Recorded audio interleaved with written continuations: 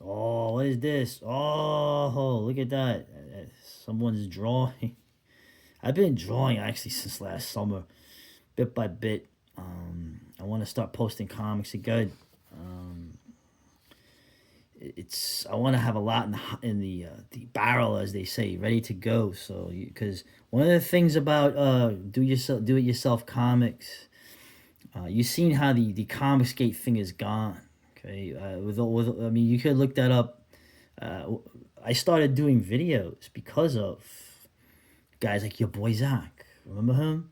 Okay, don't look at what he's become now, but it's kind of interesting that that got me into saying, hey man, I can make videos on stuff. I think a unique perspective because most far right their position is people don't like comic books. Right? So you would think that maybe I have a vantage point. I still argue that one of my earliest videos, okay, why the comics gate, why the woke stuff, well, in entertainment or in the comics industry will never ever stop until it's over as a business. That video still has been proven correct over these years. Okay, but regardless, okay, um, okay, this is one of the comics I'm doing, Asylum Girls Club. One of the comics I had the ideas for when I was like you say, more libertarian, normie sensibility, you could say.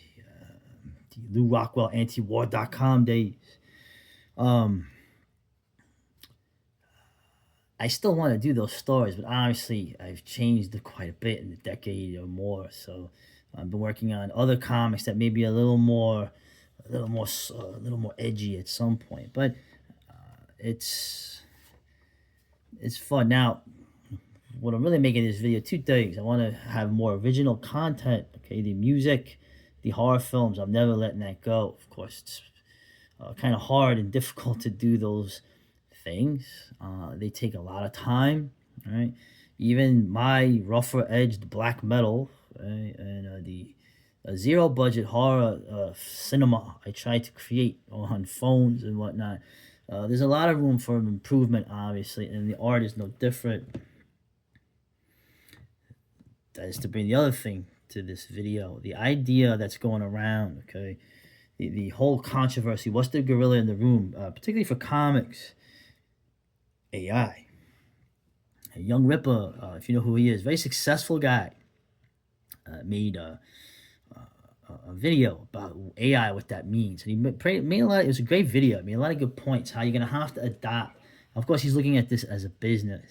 Okay, comics is an industry. People didn't draw comics for fun. I mean, some people did. Some people do. Some people do it to fulfill a creative, artistic drive, right? Compulsion, you could say. But at the same time, it was always a tempered sort of thing for commerce. Okay, it comes out of the pulps, comes out of the news strip. It's a industry. I keep arguing. There's a reason why it will never not be left of center because it comes out of that milieu. If you know who the original most of the comic creators were. Okay, and the idea that it is cheap. It's a cheap kind of commodity. You can say junk culture, right? But um, today you could argue that you have some of the best artwork available, of course, with the technology, right? Um, that they have. Digital has made things really, you can really do amazing work now, but the stories, I mean, at the best, if they try to rehash something, maybe you get an echo of an echo. But for the most part, as you can see in the reflection of the industry, the people suck. Okay, and it's all about not paying people, so you hire people, okay, for nothing, to who are on time, okay, mostly, of a more extreme political bent, as you could say. But that's the Matrix comics was formed in. Okay, never forget. Your Captain America was basically created by Jack Kirby and I think Schuster, uh, as their answer to America First back in the 40s, right? To try to get America into the war. Always the war. So anyway, um, I want to get to the point. What do I think of AI? Okay, it's a good rip. I should link to the video by Young Ripper. Uh, obviously, the idea of AI, I find it, I don't like it. If the AI disappeared tomorrow and all the people that were creating it had amnesia, I would like that actually. Okay, that's like other things in history. That's not going to happen. Right, it's just going to go further and further. I could argue that most of the stuff lacks the warmth. Okay? Even the Studio Ghibli stuff, the memes that were coming out, it lacks the warmth of a creator. Okay, that indefinable, intangible quality that is required for this stuff. Not saying how many great shakes, but there's something about somebody putting the work in. Okay. Um, at the same time, I'm not gonna lie, the siren song of AI, okay, because it can be used for writing. I'll do a video with James about that. Music, okay. Now, of course, AI can help you with certain very tedious things. For example, like coloring these blasted comics. Now you could say that, oh, why don't you just do them in black and white like the Japanese do? Some of this stuff is Thy Own Dominion is okay, um, but obviously I want to do the color, right? Well, AI. Imagine AI. AI could be pretty good at coloring, couldn't it? Right? You just put a little. I don't know how it worked, but you put like little maps on there. I mean, the digital coloring still takes a long time, but imagine the thing coloring. Knowing how to color. And I'm sure there'll still be some mistakes made, and then you could easily fix those. What a lot of time that would save, okay, rather than taking using markers to color things. Okay? Even more so, how about animation? Right? The idea of animation. You could animate your comics or your characters into animated series. Can you imagine? So uh, that would be a dream for some of us. Imagine AI could do that. Okay, you wouldn't need hundreds of Koreans working, 14-hour shifts. Okay, and taking still like a year or so to make an animated series.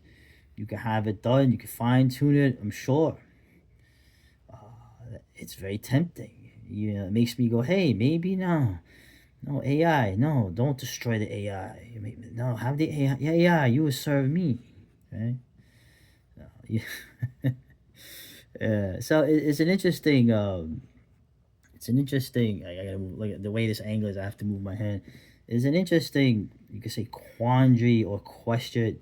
But like most things in technology, I mean, a lot of the effects of technology on humanity, it still hasn't fully been. The Industrial Revolution, you could argue, its effect on humanity still hasn't been entirely seen yet. Okay, and of course, the digital age, even more so. Okay, literally AI, you're not gonna know what was made by a person and what wasn't. Eventually, you're not gonna know what's real and what's not. But you know what? It's already like that when you have your five senses, isn't it? Okay. Now I always think about AI. Uh, you think of Skynet, you think of all the dystopian futures. All I know is that humanity always, everything is just power. I keep saying, and I'm talking about comics here. Right? Everything, the only thing you could know in this world is that power is going to be wielded upon people by other people, groups, individuals, and this will continue on and on and on. Okay, until humanity, there's a comet or something or whatever, some supernatural event, and I don't mean supernatural, I mean extra natural. You know what I mean? I don't mean, I mean a giant squid could come to Earth someday. I keep saying it, but it's gonna happen. So my view on it is that, hey, I would if I could use it, I'm sure they'll make it cost prohibitive. Because one last thing, and never forget this. You can apply this to other things as well. I keep arguing about principles. Uh, if you had AI, right? The continuing democratization of, like, tools and whatnot. Do you think these people are just going to allow? When I say these people, I mean the people that have the capital, the people that run the system. You think that they're going to allow the monopoly they've had to disappear because now there is AI? Right? The whole argument about open source versus restricted. Of course, if you want to make certain ideas, the AI's if you're using them, unless you develop them yourselves, which I doubt you have the ability to do, there's certain no-nos that you're gonna have. You already seen them doing that. Um, but in the end, do you actually think that they're gonna allow you to do this? Now, I remember in the filmmaking days when the digital technology, 3-chip cameras came out. There was a whole thing. Oh, we're gonna make like Hollywood. Well, what happened? The HD video eventually became so expensive on purpose. Okay, the real professional stuff, to keep people from making their own epics on 3-chip cameras or whatever. There was no way the industry was going to allow this thing to be supplanted. Okay, nobody thought about YouTube, or essentially that did happen, but you could argue a roundabout way, in an unexpected fashion. Technology has a tendency to do that. Okay, but those with capital, those in control, they'll always be on top. Just like if you have a world conflagration or some kind of emergency or a chaos, okay, um, those in control is not going to loosen their control for the most part. If it's something human, it's just going to increase their control. So in terms of AI, you're going to see that if you have people that can actually make literally something like Gone with the Wind for no money, the companies and the corporations and others, the people with money in Hollywood, who's that, are gonna make sure you can't do that. Okay. Also, I'll argue though, you'll be allowed maybe lesser tools, okay, which is fine in one way. But the bottom line is that there's gonna be something where you put the seal of approval on something, where saying I did this, I drew this. I didn't talk into a machine or type something into text and have these things, uh, make an epic for me. It's human. There's mistakes. There's things that are not perfect, right? You could argue DIY, black metal, no budget horror filmmaking, all these things that are gonna stand out. You could put your seal on it, like a Trappist beer has to put their seal on it. Only a Trappist, a monastery made this beer. Oh, what's that? Right, that's my first hour done. But in the end, um, I think people will seek that out. People are gonna seek out realness. They're gonna seek out real stuff done by hand, that wasn't done by somebody just saying stuff. And you could maybe try to fake it, like, hey, it's DIY, but I used AI. But something tells me that that's not how it's gonna work. You're gonna tell what's real or not. Okay, hopefully. One last thing I'll say, because this video's gone on it's way too long already. But the one thing, and this is true with music, and it's been true for a long time, right? You're really gonna have to be in it because you love it. You're really gonna have to be in this because you have to do it. It's a compulsion or whatever. Because you're not gonna make any money on it. You're not gonna make a living off it. I don't know how we're gonna make a living in the next 10 years or the next 20 years. But you're not gonna do it for the money. You're gonna have to do it because you love it.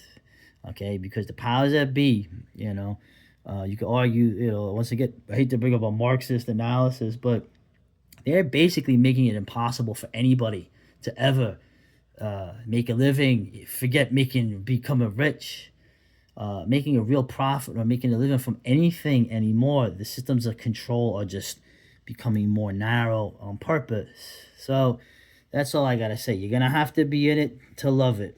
In it to win it, well, you're gonna have to define, like most things, you're gonna have to define what are your victory conditions. And then go from there. Anyway, that's my thought on it. It's a little awkward drawing and talking without a script, but anyway, that's my take on it. There'll be more original videos coming out, original content all across the board this year, in addition to me talking about stuff or reading stuff. All right, later.